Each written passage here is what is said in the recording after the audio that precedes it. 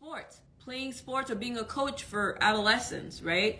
Or offering first aid services at children's games, right? Whatever those games may be. Even your work at Disney, for example, working with kids. If you have an experience working at Disney for 5, 6, 7 years, then that could be meaningful because you've been exposed to kids for a long time, right?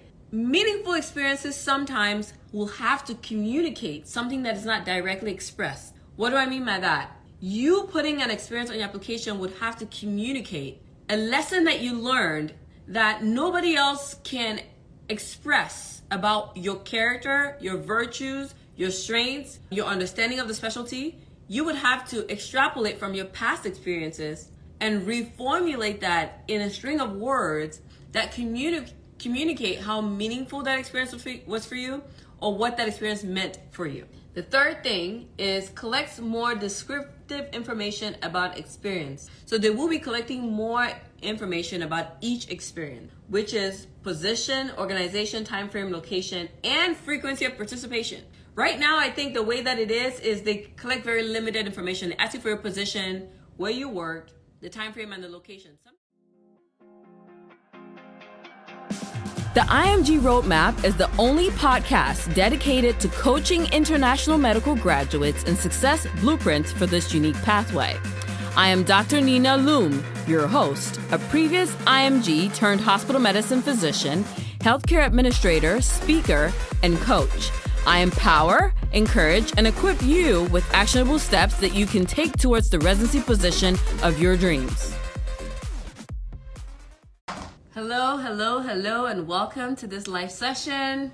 Hopefully you are an international medical student or international medical graduate, because today I will be speaking and sharing with you about the new updates from the 2024 myERAS application, or this is for the 2024 myERAS. So this session is beneficial for anyone who is a student of a foreign medical school, whether you are a US person, meaning you're a United States person that went to a foreign medical school, or you are a graduate of a foreign medical school and you're currently in the United States or outside of the United States. This session is going to be helpful for you. So what I'll be sharing about today is all the new updates that the AAMC, American Association of Medical Colleges, I believe, put out for students and residents. It's on their website. I'm looking at it right now, students-residents.amc.org.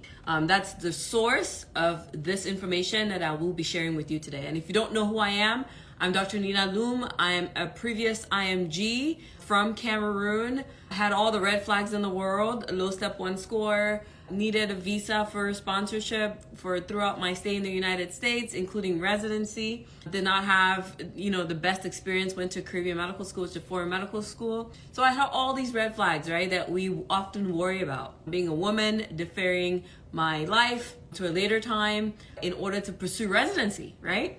So I won't belabor the point, but I am just like you. I am currently an emergency medicine physician, board eligible, passed my written boards recently. And in my past, I did work as a hospitalist and also as a family medicine physician. And I do have experience as a prior chief resident and with coaching international medical students and graduates, specifically around how they can leverage what they have as students, make themselves competitive when compared to the American medical students and graduates, and really sort of up-level their application, right? So that they can become more competitive. So more importantly, today, while I was minding my own business, I got a message from one of my prior students. I'll put it on here on the screen. So this is Dr. Laide. Laide is currently a PGY1 in family medicine in the South. I think she's in Mississippi or Alabama, one of those states. Don't quote me wrong. And if you're listening to this or watching this, correct me. And she sent me this notification from this other physician's page, Zan Mansurum, I can't say the name right, but this person had posted ERAS changes for 2023, 2024. And so when she saw this, she sent me this message and she said, all the things you taught us to do with the current version. And Laida is already a PGY1, okay? Meaning the changes that they're making now, she's saying, I taught them to do this when she was applying, which was not 2023 or 2022, would have been 2021 when she applied. And so just to share with you that what I teach in the program actually works. And this is a PGY1 resident telling me, wow, these changes they're making, you had started telling us these things in 2021.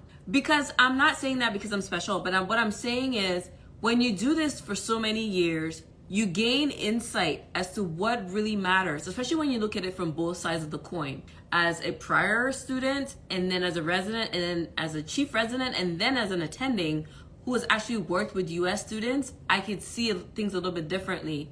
And so I want to share my perspective with reading this document, which is from the AMC today. I want to share with you what I think that they're asking for. The opinions in this video are 100% mine and mine alone. If you have any questions, leave them in the comment box below, or you can, I think, use the questions box so that we can make sure that we address them at the end of this session. However, everything I share is based on my experience, my expertise, and my thoughts and opinions. So don't take it for a grain of salt if you don't care for it. But if you continue to watch this video, I want you to pay close attention because what I'm sharing with you is valuable. It will help you. Because I have my prior student here whose information I'm sharing, telling you, she's a PGY1 now, and she's telling you everything that you taught us in the course when she was applying, this 2021. All right, so that being said, we'll unplug the IMG Roadmap course right there. By the way, it will be coming back in April of 2023. So this year, this April, the course is coming back. If you're interested, you can DM me or send me an email at admin@imgroadmap.com.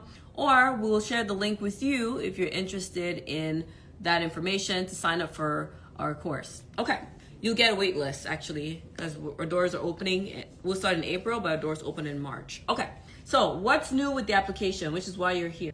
The current IMG application, as it stands right now, usually has an undefined number of experiences. What does that mean? When you go to apply into myERAS right now, it is form fields that you have to type in information into, right? The way that it stands right now is, the way that it stands right now is it's limitless. You can put 20, 40 experiences. Oftentimes in my program, I've always told students, select your experiences, put experiences that matter to the specialty you're applying in, because you don't want to inundate your application with 100 experiences that are useless, right? So the current IMG application has an undefined number of experiences. Moving forward, meaning those that are applying this September, they will be limited to up to 10 experiences. What that means is you will no longer be able to put in more than 10 experiences, at least by looking at them. And it's important to realize that one of the things that I noticed is that they prepared this information based on research from the supplemental IMG application. As you know, certain specialties over the last 2 years had prepared the supplemental IMG application. I believe some specialties that excluded that were like family medicine, but internal medicine was really big on the supplemental. I believe, I can't think of all of them right now, but it'll come back to me.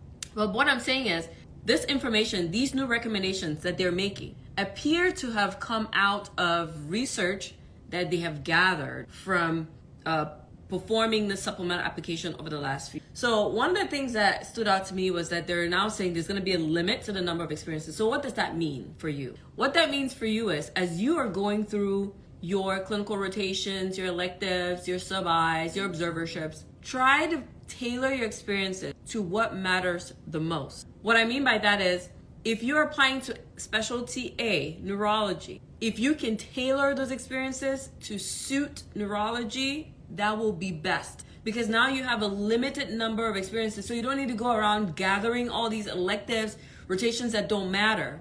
If you can show your commitment to neurology as an example by aligning your research work, aligning your electives, your clinicals, your rotations in the Department of Neurology, that will be beneficial for you. Now, other ancillary departments that you can use would be like neuroscience, neurosurgical services. So you can infuse other closely related experiences. Now remember, the point of the experience is not about just putting it on an IMG application. It should be an experience that will offer you an understanding of the specialty, for one, but two, when you display it on your IMG application, the program that reviews it wants to see if your experience aligns with what they're looking for. And they're not looking for your experience alone, they're also looking for what you gained from that experience, because it tells them the kind of learner, kind of student, kind of resident that you would be. Okay? Are you tracking with me? If you're tracking with me, please let me know in the chat, I got it, or did you not get it? The first thing that they're saying will change is they're moving from an undefined number of experiences to up to 10 experiences. The second thing is that enables applicants to self-select their top 3 most meaningful experiences out of the 10. So you'll have up to 10 experiences that you can put, and then they want you to be able to allocate which one of these were meaningful. Now, if you look at the word meaningful, right? Let me just pull that into Google right now. Meaningful means to have serious, important, or useful quality or purpose. So if you're applying into pediatrics, wouldn't it make sense that a meaningful experience for you would be something that has serious, important, useful quality or purpose, right? That would be it would perfectly align with that, right? So what examples can we use for that? Working at a children's hospital, volunteering in a children's hospital, or let's take it to sports, playing sports or being a coach for adolescents, right? Or offering